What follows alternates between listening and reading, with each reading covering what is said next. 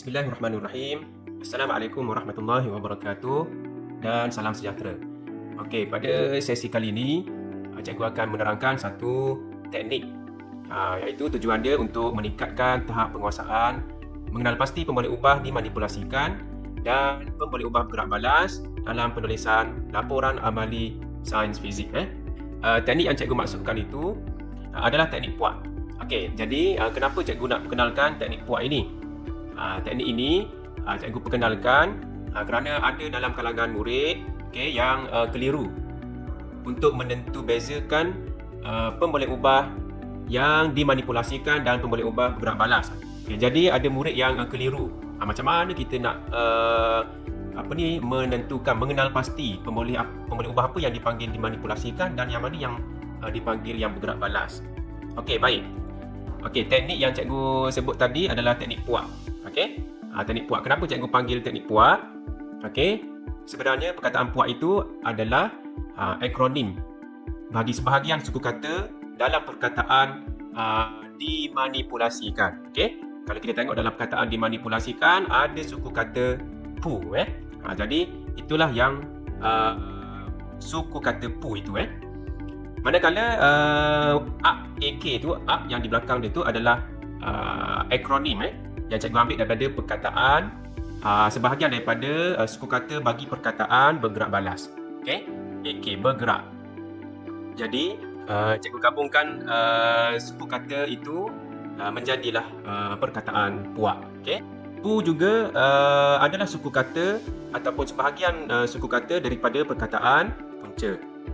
Okey, manakala AK di belakang ini merupakan sebahagian daripada suku kata dari perkataan akibat. Jadi itulah teknik yang cikgu sebut sebagai puak. Okey, punca akibat. Punca itu adalah dimanipulasikan, akibat itu adalah bergerak balas. Itu sedikit pengenalan kepada teknik yang cikgu akan bawakan dalam sesi kali ini. Baik, macam mana kita nak menggunakan teknik puak ini untuk menjawab soalan-soalan yang berkaitan dengan pemboleh ubah? Okey, biasanya seperti yang kita sedia maklum, biasanya dalam soalan amali, soalan ujian amali akan ada soalan yang berkaitan dengan pemboleh ubah dimanipulasikan dan pemboleh ubah bergerak balas. Okey, jadi kita akan tengok macam mana kita nak gunakan teknik puak ini untuk menjawab soalan. Tujuan utama kita adalah untuk menjawab soalan yang berkaitan dengan pemboleh ubah dimanipulasikan dan pemboleh ubah yang bergerak balas. Okey, itu tujuan kita. Jadi teknik yang kita akan pakai ini dipanggil sebagai puak. Jadi kita kena cari pu iaitu punca dan kita kena cari iaitu akibat. Okey, kalau kita tengok soalan situasi yang diberikan ini, okey, cikgu bacakan. Rajah 3.1 menunjukkan satu botol plastik yang berada di dalam air panas. Botol plastik itu kemudiannya diletakkan ke dalam besen yang mengandungi ais. Didapati bahawa botol itu kemek seperti yang ditunjukkan dalam rajah 3.2. Jadi ini situasi dia. Okey. Mula-mula dalam air panas botol itu belum kemek. Tapi selepas diletakkan di dalam ais, botol itu menjadi kemek. Jadi soalan dia, bagi menjalankan eksperimen di makmal. Okey, kita tengok situasi itu. Okey. Jadi kita nak buat eksperimen di makmal berdasarkan situasi tadi. Okey, nyatakan yang pertama pemboleh ubah dimanipulasikan dan yang kedua pemboleh ubah bergerak balas. Okey, kalau kita perhatikan situasi tadi, okey, dalam air panas botol itu belum kemek. Tapi dalam ais botol itu menjadi kemek. Okey, dalam situasi ini apakah yang menjadi punca dan apakah yang menjadi akibat? Botol daripada tidak kemek menjadi kemek. Itu berpunca daripada apa? Jadi kalau cikgu dapat tulis di sini punca. Okey, punca adalah apakah kuantiti fizik yang berkaitan dengan panas dan sejuk. Okey, kuantiti fizik yang boleh diukur berkaitan dengan panas dan sejuk. Jadi itu mestilah suhu. Jadi cikgu tulis di sini suhu.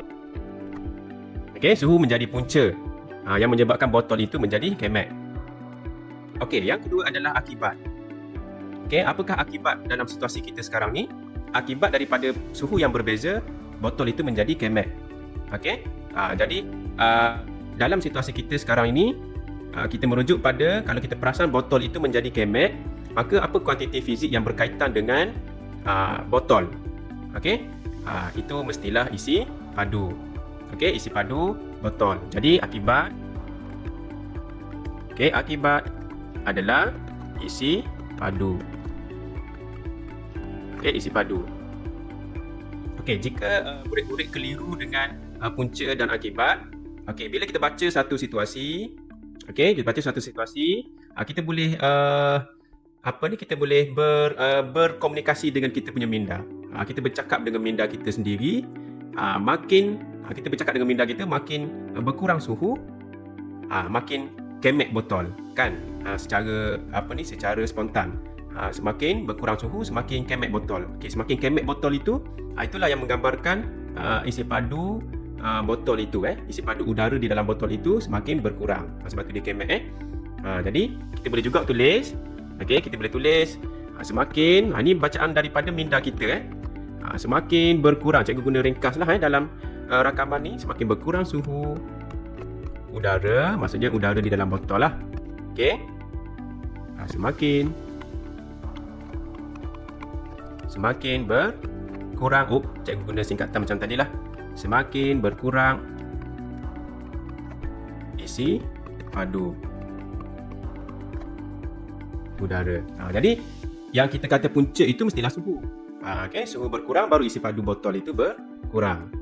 Isi padu udara di dalam botol itu berkurang.